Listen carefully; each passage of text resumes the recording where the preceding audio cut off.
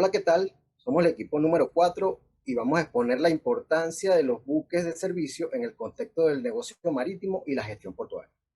Este grupo está conformado por Sofía Berroterán, Tite Muñoz, Yextel Olivero, Rosmary Flores y mi persona, Gustavo Peralta. El riesgo marítimo en la antigüedad es uno de los principales puntos que debemos considerar al hablar de lo que son estos buques de servicio. ¿Por qué? Porque en épocas remotas siempre existían percances, siempre existían algunos incidentes en la navegación que ocasionaban naufragios, ocasionaban varaduras y por supuesto pérdidas de vidas humanas. Todo esto con el tiempo fue perfeccionándose. Los primeros buques de servicio, por así decirlo, fueron embarcaciones menores con las cuales se aseguraban o se pasaba un cabo a los buques más grandes. Esto con el fin de llevarlos a puerto de manera segura. Sin embargo, fue una necesidad constante que este movimiento a muelle se rigiera o se perfeccionara con la ayuda de material, con la ayuda de animales, fuerza animal para alar las embarcaciones. El uso de remos fue otro de los inventos que ayudó en el movimiento de buques para el fácil acceso a los puertos como tal. Un dato curioso que investigamos es que estas personas que utilizaban los remos eran personas que eran condenadas a penas altas por delitos que cometían. Entonces la condena era trabajo forzado y ese trabajo forzado era el que hacían remando estas embarcaciones. El dragado en la antigüedad es uno de los aspectos que no está muy bien fundamentado o no se consigue mucha información. Se asume que los principales dragados que se hacían en la antigüedad eran en las regiones donde el mar se alejaba eh, con, bastante, con bastante extensión y ya esa área que quedaba con arena o sedimentos era removida por trabajadores con el fin de que se incrementara el calado de determinada zona portuaria para el fácil acceso de los buques de mayor tamaño o de mayor calado. Muchos años después, a razón de tantos incidentes que había cuando los buques llegaban a los puertos, por varaduras o encalladuras, se procedía a bajar un bote de menor dimensión con el cual se lanzaban un instrumento que se denomina escandallo. Este instrumento se utilizaba para medir las profundidades y hacer como una especie de mapeo de la zona previo al arribo del buque. De esta manera, cuando ese bote regresaba al buque, se le informaba al capitán y él determinaba si era seguro el acceso a esa área o por consiguiente si había un riesgo que ameritaba que se resguardara o se quedara fuera de esa zona. Fíjese un dato curioso con estas cuestiones de lo que son los botes o los buques de servicio. Cuando vemos estas imágenes, que son imágenes del pasado, nunca vemos unos buques grandes atracados en muelle. Siempre estilamos ver buques que están alejados de la costa y que son unas embarcaciones menores las que se acercan al muelle y son las que hacen el intercambio. Esa pudiéramos decir que son las primeras embarcaciones que se utilizaron para lo que es el servicio o los buques de servicio en aquella época. Esas se utilizaban tanto para el traslado de personas como también para el traslado de mercancías. Otro de los problemas o de las cuestiones que ocasionaron más inconvenientes en la navegación fue la navegación nocturna. Esta imagen que vemos en pantalla es como se ve hoy día un puerto con su iluminación. Vemos ahí un faro que hace sus destellos, vemos también unos flash que se ven en la superficie del agua, que es el balizaje, son las boyas, pero en la antigüedad esto no existía. Por ende, la navegación en la noche prácticamente no se hacía. Era una cuestión que el buque cuando llegaba a alguna zona sencillamente fondeaba y esperaba la luz del día para hacer las operaciones. Pasado el tiempo caímos en la revolución industrial y es cuando se implementa entonces el uso del vapor para la propulsión de los buques.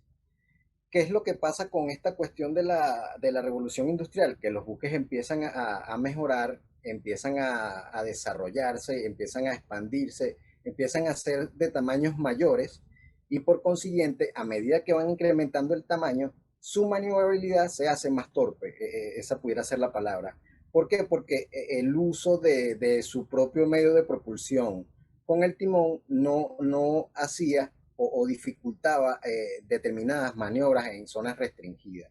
El efecto del viento también era una de las cosas que afectaba las corrientes y por consiguiente estos dispositivos, estos buques, que son buques de servicio denominados remolcadores, que vemos allí en la imagen, este es el primer remolcador del que se tiene registro, eran los que asistían a que esos buques llegaran seguros a puerto. Ahí tenemos un ejemplo de lo que es el remolcador, que más adelante lo desarrollarán mis compañeras. Ese que vemos allí, el pequeño, es lo que se denomina remolcador. Vemos la lancha de pilotaje, que es la que hace el servicio para el embarque del piloto. También se desarrollará a profundidad en la exposición. Tenemos las dragas, que es otro de los buques de servicio que vamos a abordar en la exposición. Y estos son a manera referencial. Estos son botes de amarre, que es donde se pasan los cabos para que se aseguren en las vitas y el buque pueda aproximarse a muelle con seguridad. Tenemos los buques supply. Estos son buques donde se embarcan repuestos, se llevan determinadas mercancías a los buques. Tenemos los bunker barge, o son los buques que surten combustible. Si bien los muelles tienen la capacidad de dar combustible, es importante destacar que cuando se habla del puerto a nivel comercial, la operación que predomina es la comercial. La comercial prevalece sobre todas las demás. ¿Qué hacen algunos puertos? Ofrecen este servicio de entrega de combustible, pero costa afuera. Es decir, el buque sale de sus operaciones comerciales, fondea y allí se abarloa un buque pequeño que le surte de combustible. Tenemos los buques cisternas para agua potable, ese que ven allí. Tenemos los servicios de recolección de residuos oleosos provenientes de los buques para evitar la contaminación del medio marino. Tenemos los buques que sirven de asistencia en caso de derrame con barreras de contención. Esto puede ser a nivel portuario o a nivel de infraestructura offshore. Tenemos los buques sísmicos que también prestan servicio a efectos de lo que es exploración. Los buques oceanográficos indudablemente para lo que es la cartografía. Tenemos los buques que sirven para colocar los sistemas de balizaje o de boyas en los canales de navegación. Buques que prestan apoyo a la construcción de muelles o modificaciones costeras. Tenemos buques también especializados para la colocación de cables submarinos, bien sea corriente, bien sea internet, bien sea otro tipo de servicio que requiera comunicaciones. Y tenemos buques especializados en lo que es la recolección de residuos provenientes de los buques, es decir, botes que reciben basura. Realizan el servicio de recolección de basura desde el buque hasta tierra. Tenemos la lancha de traslado de personal. Tenemos lanchas tipo ambulancia. Y tenemos estos buques que son de búsqueda y salvamento. Todos estos buques tienen algo en común. Todos tienen que tener flotabilidad, solidez o resistencia estructural, estanquidad, estabilidad y navegabilidad. Hola a todos, soy Teotiste Muñoz y bueno, a continuación de lo que acaba de exponer mi compañero Gustavo, les voy a hablar sobre las sociedades de clasificación, sus reglas y las normas internacionales que ellas tienen a su cargo, digamos,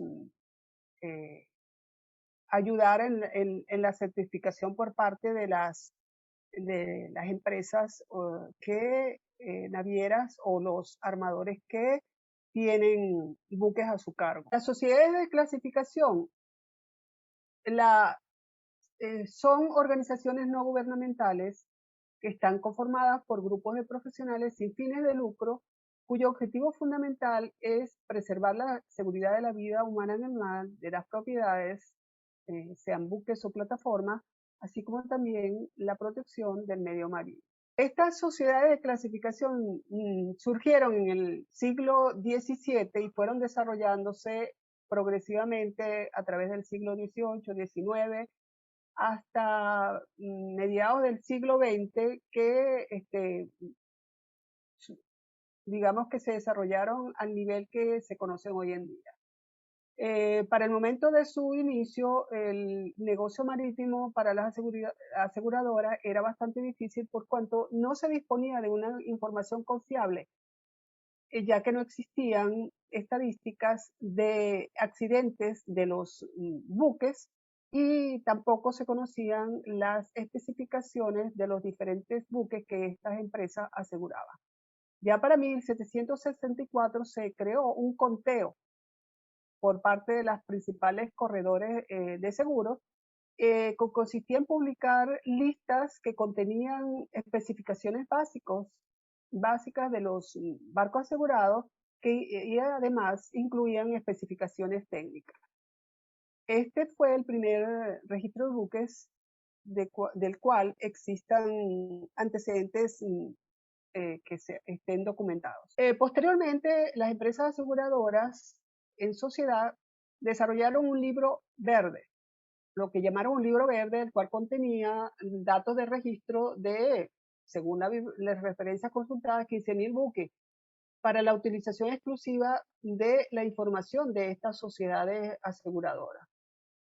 Años más tarde, el sistema de clasificación fue cambiando y creando en su lugar una clasificación en función del lugar donde fueron construidos los buques. Esta nueva clasificación lo llamaron el libro rojo. Ya para 1834 se estableció una nueva sociedad de registro de buques llamada la Lloyd's Register of Shipping, que incluyó entre dicha sociedad grupos de comerciantes, armadoras y empresas aseguradoras que representaban al conjunto de empresas del sector marítimo.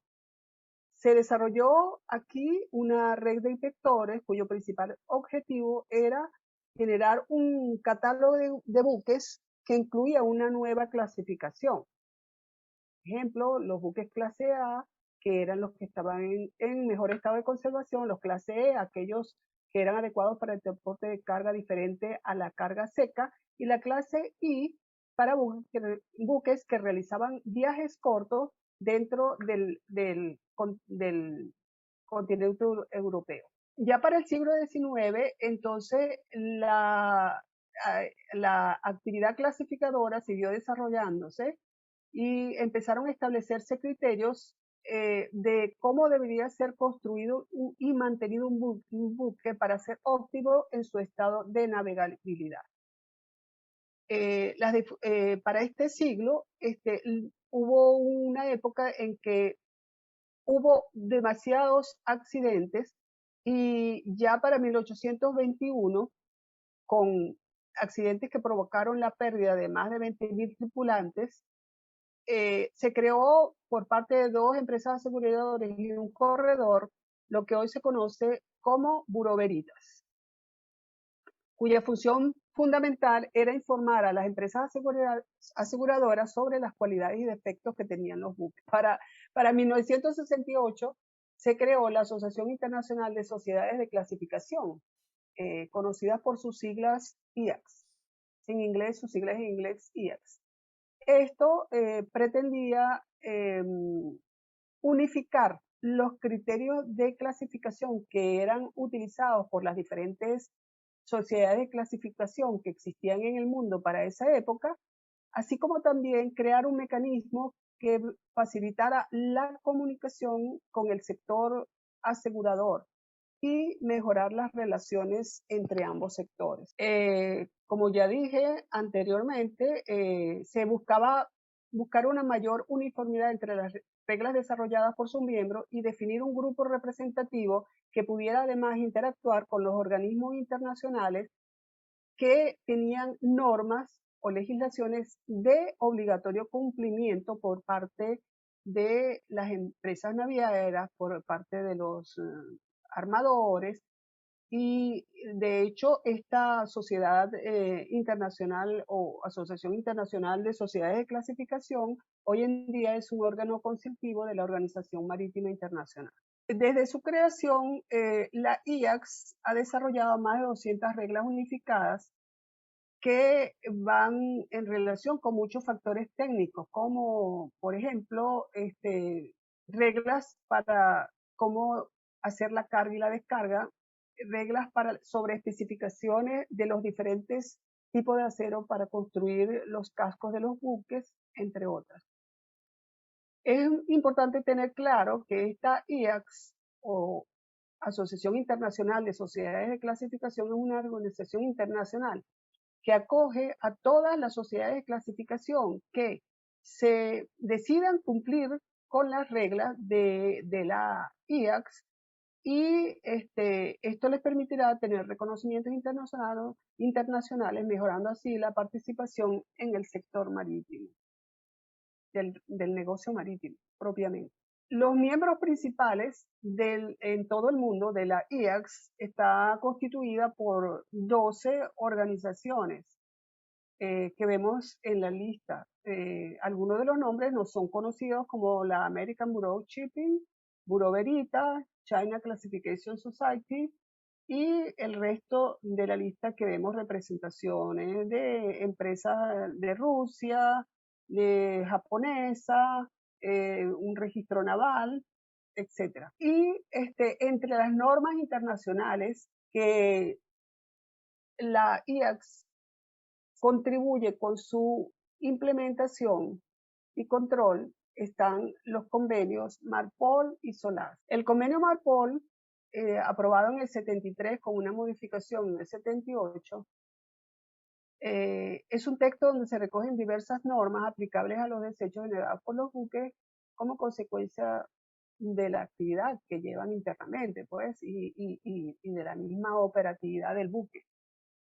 Ya sabemos que tenemos desechos sólidos, desechos líquidos, emisiones a la atmósfera, se pueden generar desechos de aceites, lubricantes, etc. Y por la otra parte, el Convenio Internacional para la Seguridad de la Vida en el Mar, o SOLAS, que son sus siglas en inglés de Safety of Life at Sea, es el más importante de los tratados internacionales que norman la seguridad de los buques.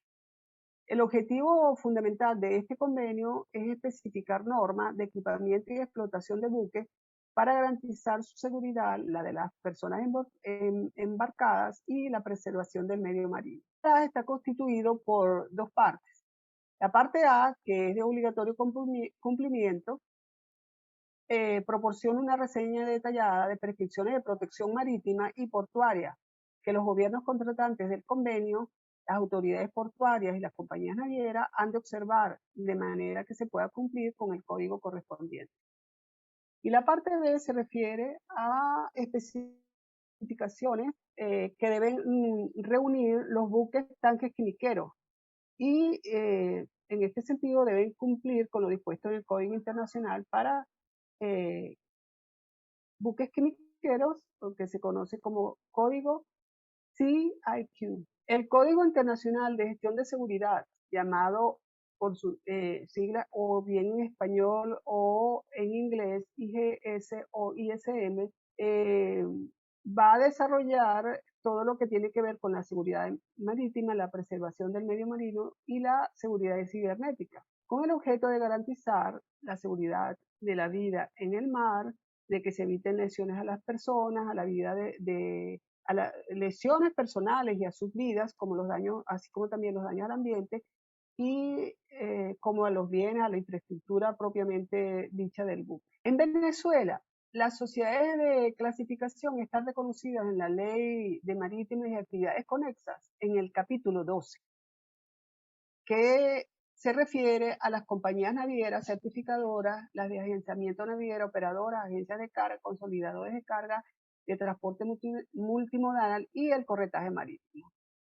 Allí vemos que en el artículo 234 se consideran compañías certificadoras aquellas dedicadas a la ejecución de funciones de inspección, reconocimientos, emisión de certificados temporales y otras actividades afines, de acuerdo a lo establecido en los instrumentos pertinentes y resoluciones de obligatorio cumplimiento de la Organización Marítima Internacional.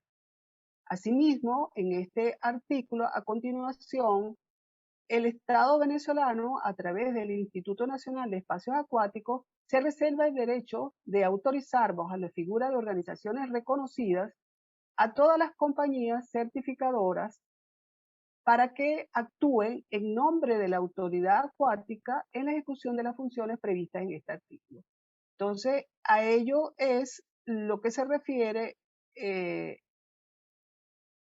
lo que tiene que ver con la certificación de barcos para dar cumplimiento a lo que establecen o lo que demandan tanto el convenio Marpol como el convenio SOLAS y cualquiera de sus anexos o códigos a los que los estados tengan y los buques tengan obligación de cumplir.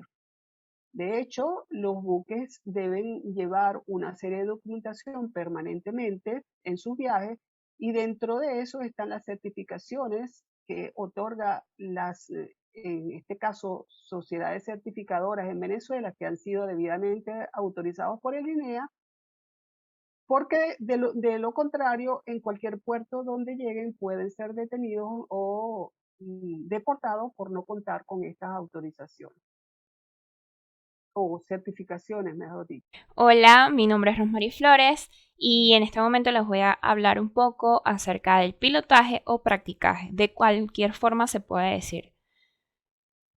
El concepto del practicaje o pilotaje es que es un servicio universal obligatorio para buques de más de 500 GT o de cualquier tamaño, siempre y cuando transporten mercancías peligrosas.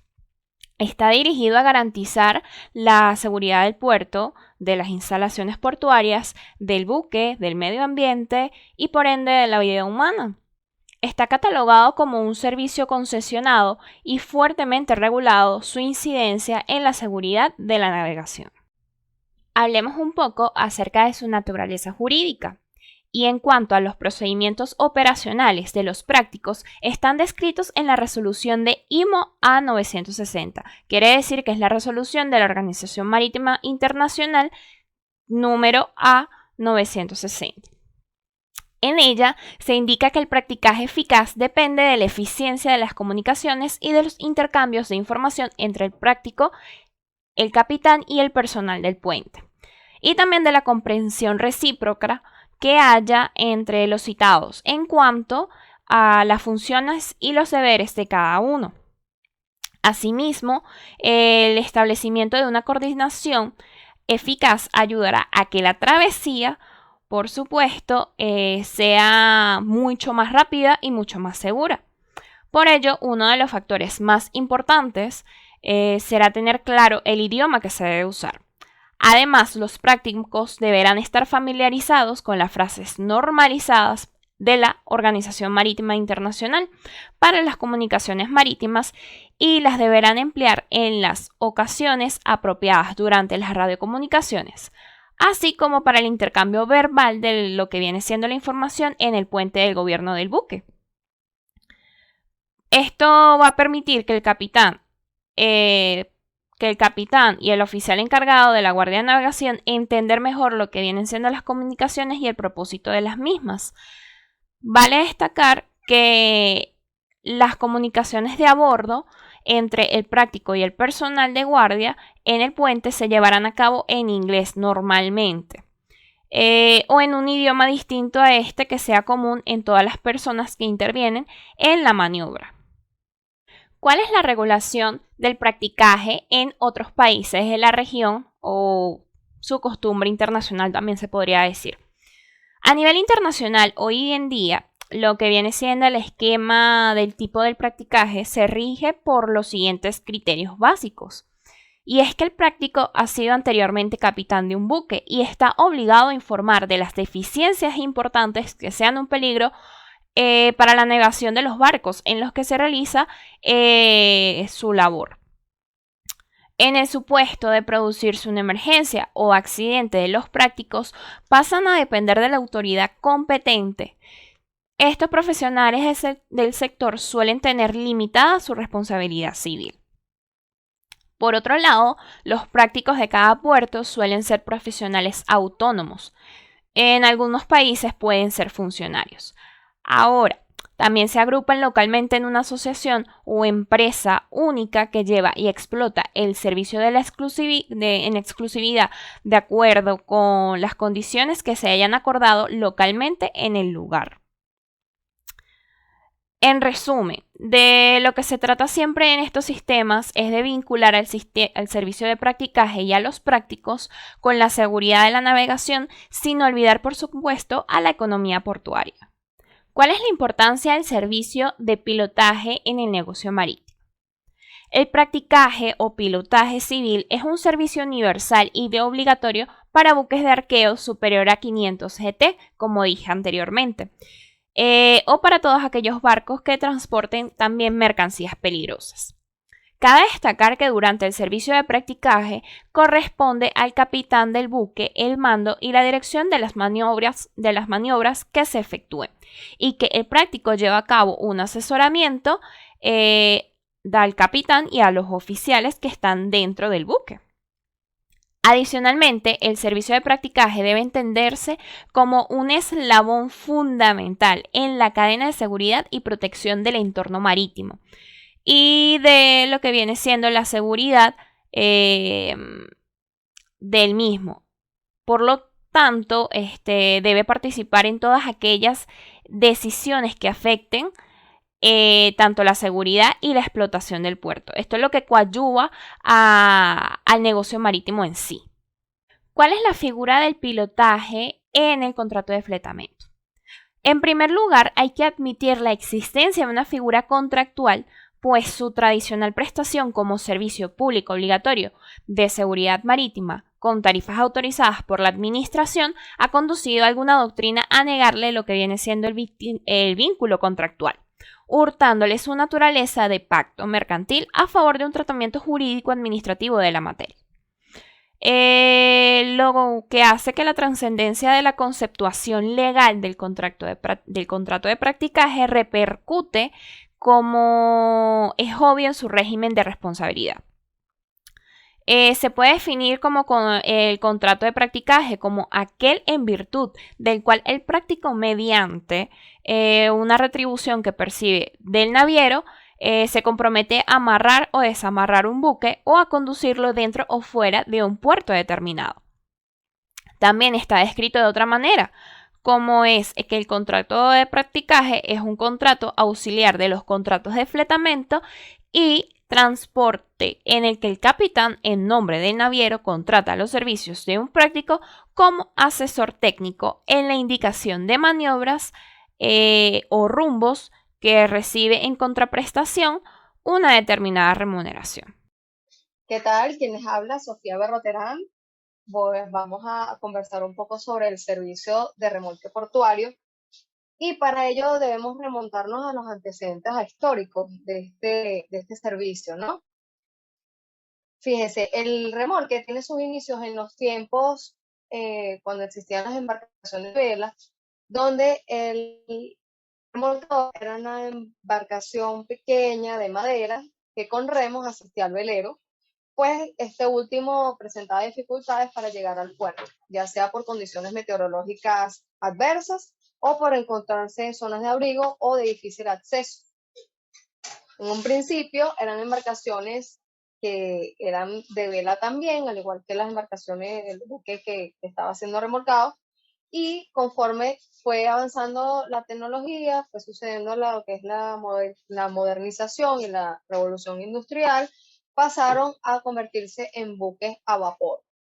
Y posteriormente, con la aparición del diésel, pues el remolcador también evolucionó, al igual que los buques, y por ello en la actualidad existen remolcadores que tienen altos niveles de tecnología y que no solo pueden remolcar, sino que pueden moverse en cualquier dirección y a baja velocidad, pero con una gran fuerza para poder empujar o tirar de grandes buques. Ahora que hemos conocido un poco sobre cuáles fueron esos orígenes del servicio de remolque, vamos a hablar un poco sobre cuál sería su definición dentro de lo que es el contexto del sistema portuario y cómo así podemos ver cuál es su relevancia dentro de lo que son las operaciones portuarias. ¿Okay? Ahora, el servicio de remolque en nuestro sistema portuario constituye un servicio público y de uso obligatorio. Quiere decir que todo buque que entra a la jurisdicción venezolana de forma obligatoria, por ley, debe contratar este servicio, debe asistirse o apoyarse de este servicio. ¿Por qué? Por las características propias del país al que está ingresando. Debe tener la asistencia de un buque, que es el buque de remolque, para que lo asista en lo que es el atraque, desatraque, fondeo y salida. Prácticamente todos los sistemas, todos los países del mundo que tienen muelles o puertos, deben de tener este servicio, y su sistema, los estados, por lo general se reservan el derecho de prestar este servicio, ya sea directamente a través del estado o a través de la concesión a una persona de derecho privado para que preste dicho servicio. Entonces, podemos decir además que este servicio lo presta un buque muy específico, con unas características muy específicas.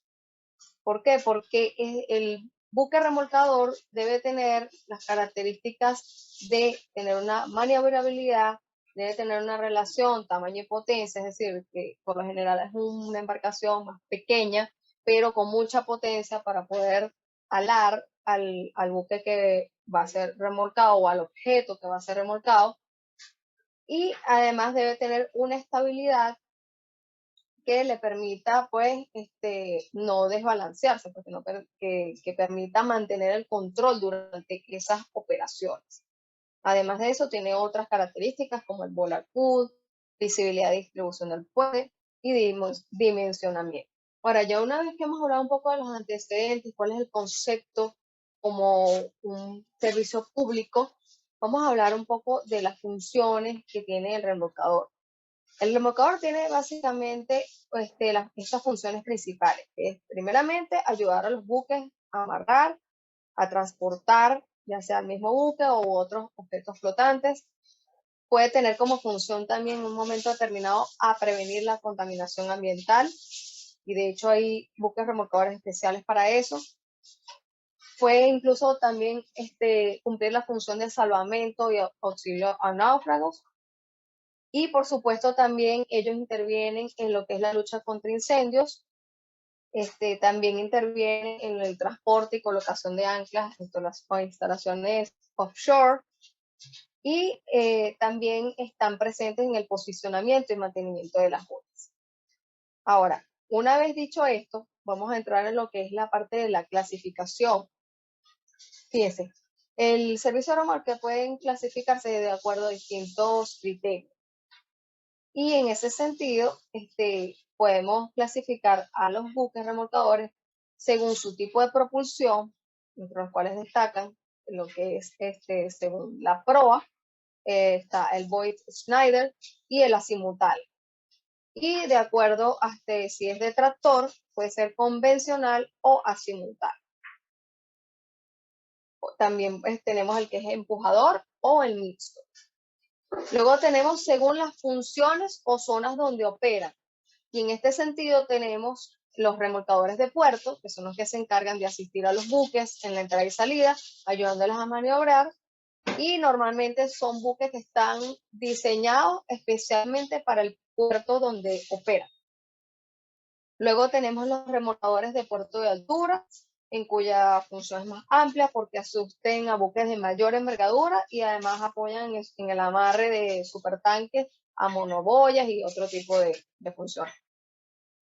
Luego tenemos también los remolcadores de altura y salvamento, que no solo cumplen funciones de remolque oceánico, es decir, en aguas profundas, sino que también prestan asistencia y auxilio en buques que se encuentren en peligro en alta mar, y por esta razón deben contar con mayor maniobrabilidad y velocidad.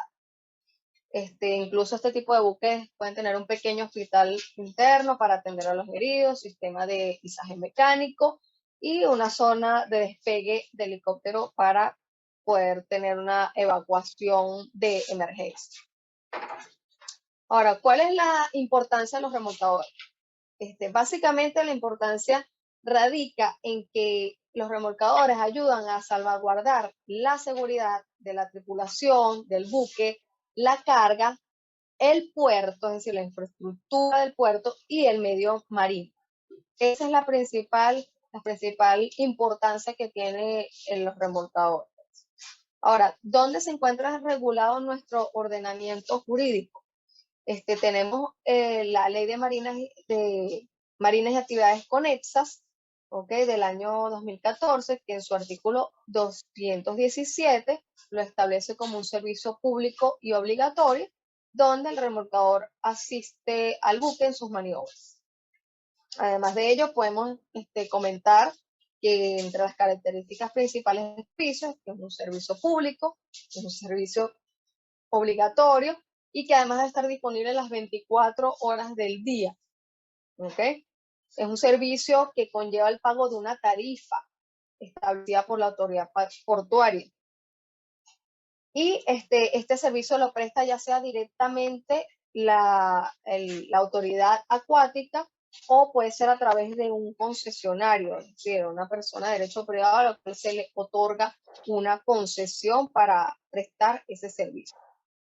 Y por supuesto, para no menos importante, quien preste el servicio debe cumplir con todos los requisitos, debe pasar por un proceso de certificación en el cual la entidad certificadora pues verifica que esa persona que va a prestar el servicio tiene todos los equipos, que tiene todas las condiciones y sistemas de calidad de acuerdo con las normativas internacionales para poder prestar el servicio con seguridad, salvaguardando la seguridad de las personas, del buque y de las mercancías.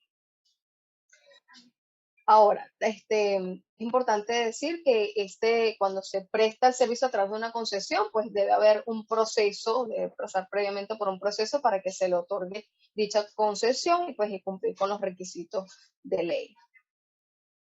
Luego podemos hablar ahora del lanchaje, que es otro de los servicios portuarios, es un servicio que lo presta uno de los buques de servicio y que además constituye una actividad conexa según nuestra legislación, que básicamente es un servicio en donde su función principal es el traslado de distintos tipos de personas que intervienen dentro de la actividad marítima, principalmente en lo que es el piloto que asiste al capitán del buque que está llegando a puerto, lo asiste en su labor de atraque, pues, lo ayuda y lo asesora. Entonces, ese piloto lo trasladan en una lancha y en eso se fundamenta pues el servicio de lanchaje, no solo para trasladar al piloto, sino para trasladar a autoridades portuarias y otro tipo de traslado de equipos.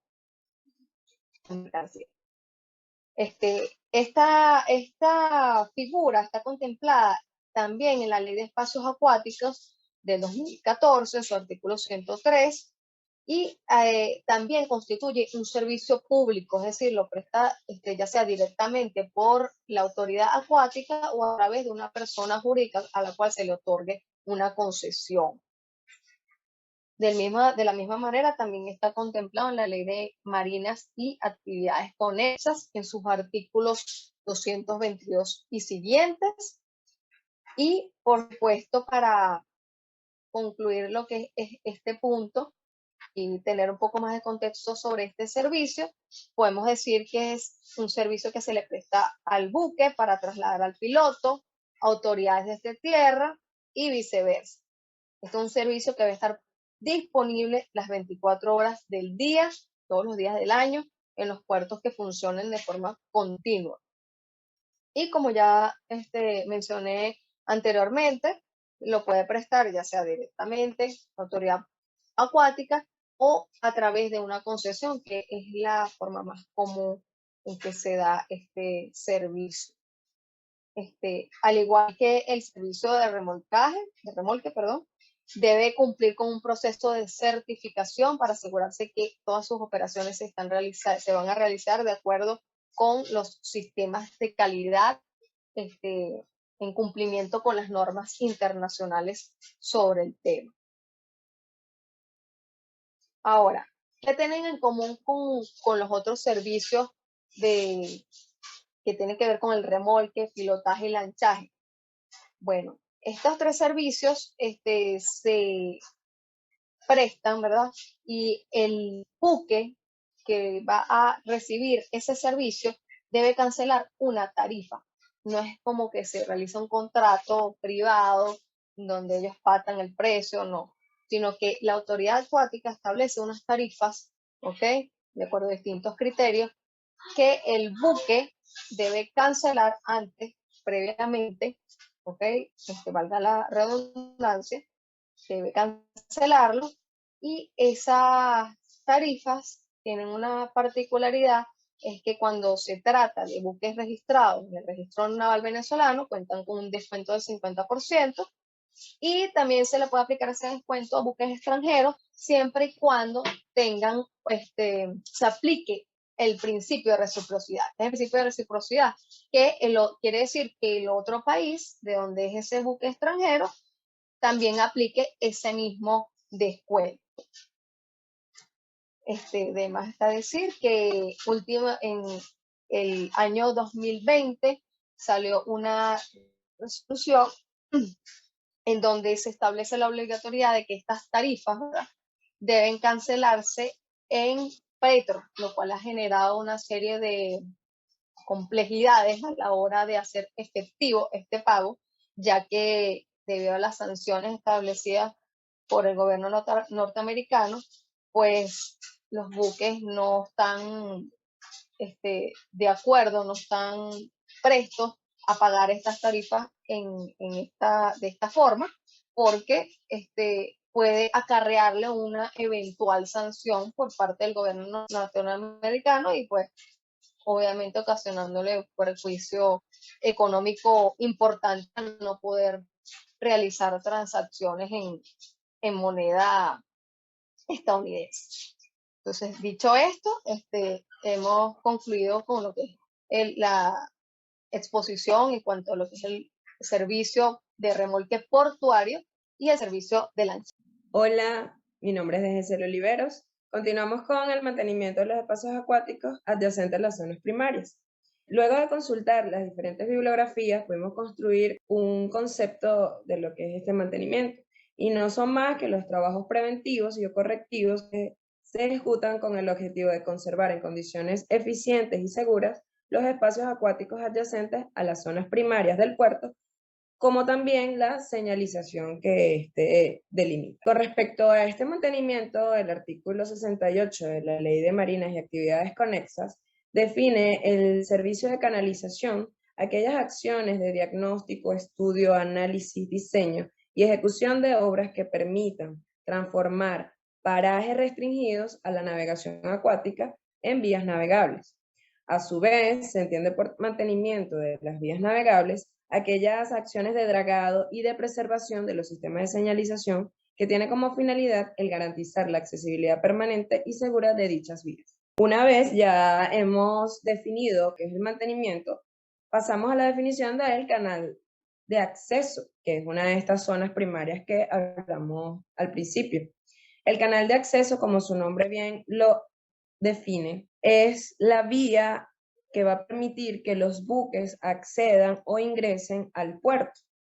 En la antigüedad, los exploradores o los navegadores utilizaban ciertos mecanismos para identificar cuál ruta de navegación era la más idónea o más adecuada y buscar los sitios de menor profundidad para llegar hasta el puerto. Estos canales eran los denominados canales de acceso naturales. A su vez tenemos los canales de acceso artificiales, que una vez con la modernización y con la introducción de la tecnología en los puertos, se convirtieron en artificiales con los procedimientos o operaciones de dragado. La rada es una bahía de entrada angosta, en la cual los buques pueden fondear de forma segura mientras esperan su posición o su momento para entrar al muelle o al puerto. A pesar de estar abierta hacia el mar, puede preservar a los buques de lo que es las corrientes y las mareas, también son muy utilizados como bases navales. En la foto podemos observar la rada de Tordheim en 1906. La antigüedad de la foto se puede ver o se puede verificar por el tipo de buque que aparece. Y más abajo tenemos la rada de Singapur y allí hay una gran cantidad de buques fondeados en la misma. Continuamos con las dársenas. Las dársenas son las áreas artificialmente abrigadas que permiten alojar toda la zona donde los buques van a realizar las maniobras, ya bien sea de atraque o desatraque. Incluye todo lo que son los muelles, zona de atraque. La zona de atraque. En ambas imágenes podemos observar el área que está justamente enfrente de los muelles. Este área es la designada para que los buques realicen las diferentes maniobras, bien sea de atraque o de desatraque. También se pueden realizar para el atraque de los buques una maniobra de giro o ciaboga para ubicar el buque por el costado donde pueda realizar las operaciones de carga de una forma más fácil. Por último, tenemos los muelles, que son el lugar destinado para el atraque o desatraque de los buques. Continuamos con las regulaciones aplicables a este tipo de mantenimientos. El transporte marítimo está regulado por un gran marco legal como tal, que abarca desde el ámbito internacional hasta el ámbito nacional. Dado el carácter intrínsecamente internacional del transporte marítimo, resulta impráctico o realmente ilógico que cada país o nación cree una normativa marítima en específico, teniendo como tal la libertad, pero sería una ventaja que todos adoptaran la misma normativa. Es por ello que la Organización de Naciones Unidas escogió a la Organización Marítima Internacional como organismo para el desarrollo de la normativa de referencia, la normativa a nivel internacional. Es por ello que en Venezuela lo concerniente a las políticas acuáticas del Estado y la legislación marítima está enmarcado o sigue como tal lo que son las normativas de la Organización Marítima Internacional. Tal es el caso de la Ley Orgánica de Espacios Acuáticos, la Ley de Marina y Actividades Conexas, la Ley de Canalización y Mantenimiento de las Vías de Navegación, todas vigentes.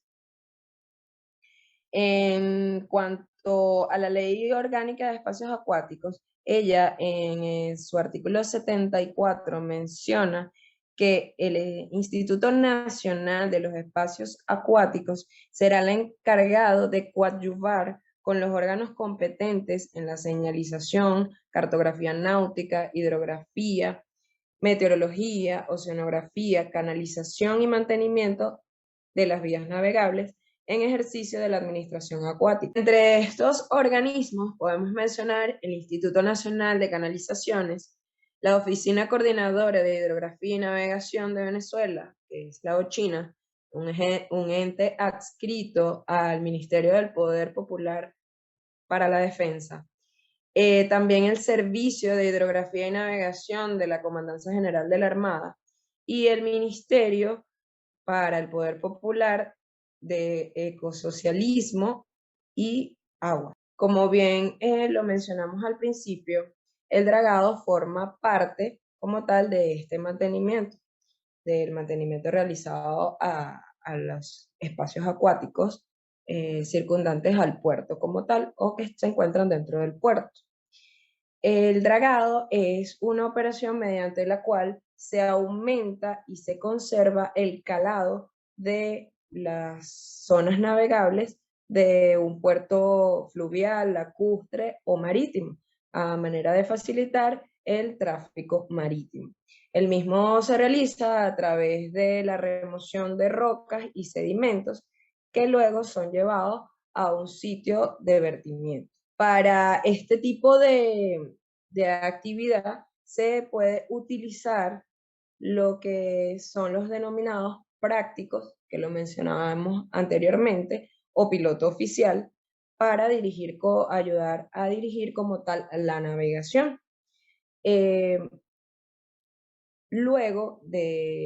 Para realizar, disculpen, como tal el dragado, tenemos que realizar una serie de análisis y estudios. En primer lugar, tenemos la batimetría, que es un estudio mediante el cual se realiza un mapa batimétrico a través de donde vamos a expresar las diferentes profundidades del lecho marino. ¿Cómo lo vamos o cómo se puede realizar?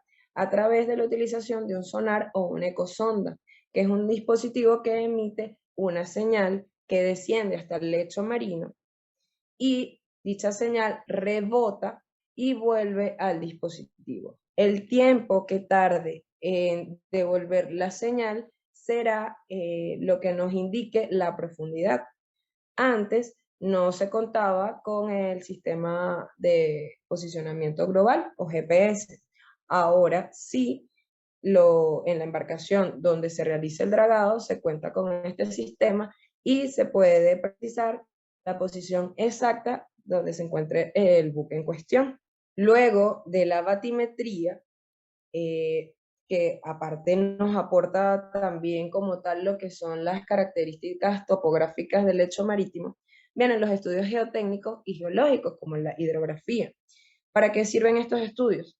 Para saber cuáles son las limitaciones de la zona a dragar, las características físicas y mecánicas de la materia o de los materiales a ser dragados, y para obtener un dato más exacto del volumen que se va a dragar, los centímetros cúbicos que se van a dragar.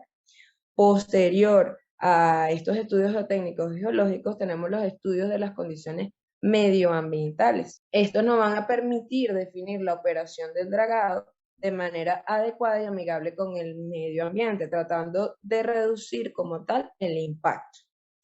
A la misma vez que se establece un lugar de vertimiento. Este lugar de vertimiento, la autoridad ambiental como tal, en conjunto con el Instituto Nacional de Canalizaciones, deben establecer un lugar donde mar adentro, donde se pueda depositar dicho sedimento. De acuerdo al tipo de lecho marino, se van a utilizar las diferentes tipos de draga. Tenemos la draga de cuchara, la de pala, la de rosario, la de succión estacionaria, la de succión en marcha y una combinación de las dos. Mientras más difícil sea como tal el trabajo de dragado, una vez ya se haya conocido a través de los análisis, se podrán utilizar una o más dragas. Acá tenemos otros buques de servicio que realizan el servicio para levantamiento batimétrico o océano batimétrico. Podemos observar acá el sistema de balizamiento marítimo de la Asociación Internacional de Señalización Marítima. En el mapa se pueden observar las áreas en las que está dividido el sistema de balizaje. La área A aplica para Europa, África, Oceanía y Asia. Se excluyen de esta región Japón, Corea y Filipinas. En la región B es el sistema aplicable a América del Sur, América Central y América del Norte, además de los países que no se adhirieron al primer sistema, que serían Japón, Corea y Filipinas. El sistema de boyado fue instaurado para delimitar los canales navegables, así como también señalizar los obstáculos a la navegación y servir de ayuda al navegante. Aquí podemos observar en nuestra parte inferior izquierda, con respecto a las señales laterales, estas difieren dependiendo de las regiones. En la región A, las boyas las boyas o señales que se ubican al lado izquierdo son de color rojo y las que se ubican al lado derecho son de color verde. Caso contrario ocurre con la región B, donde las señales laterales en el costado izquierdo son verdes y en el costado derecho son rojos. En este sistema tenemos que tomar en cuenta lo que es el convenio internacional para prevenir los abordajes, COLREC, el cual nos indica que el buque debe poseer como tal luces tanto del costado de estribor como de babor. La del costado de estribor será de color verde y la del costado de babor de color rojo. Al momento de entrar en el canal, esto toma vital importancia al canal de acceso. En la imagen podemos observar que en el sistema B aplicable a América, un buque que se dispone a entrar va a dejar por el costado de estribor las marcas de color rojo, ya que se ubica y así continúa realizando toda su navegación hasta que llega a el muelle. Lo que se define como la señalización o como las marcas que se utilizan para la señalización son las boyas, que son elementos flotantes, los cuales pueden tener marca diurna, linterna. Se debe hacer mención que en el día dichas boyas pueden indicarle a los navegantes mediante el uso de su señal de tope por el lugar por donde debe transitar. En la noche se puede realizar a través de una luz. También está construido poliuretano. Últimamente se están adoptando las boyas construidas en acero. En el 2010 se realiza una modificación a lo que era el sistema de balizamiento. Este sistema de balizamiento incluye ahora como ayuda a la navegación lo que son los faros y las balizas. A diferencia de las boyas, las balizas son estructuras fijas. El faro, bien sabemos que es una estructura o torre que permite también ayudar a los navegantes a divisar la entrada a un canal o a una ensenada. De igual manera, entre estas ayudas, como ya lo mencionamos, están las faros y las balizas, están las grandes ayudas flotantes que vienen a ser los buques faros o boyas faros. También están las marcas auxiliares, que son ayudas menores y no están definidas como tal en lo que es el balizamiento y que tiene también como fin indicar la seguridad al navegante.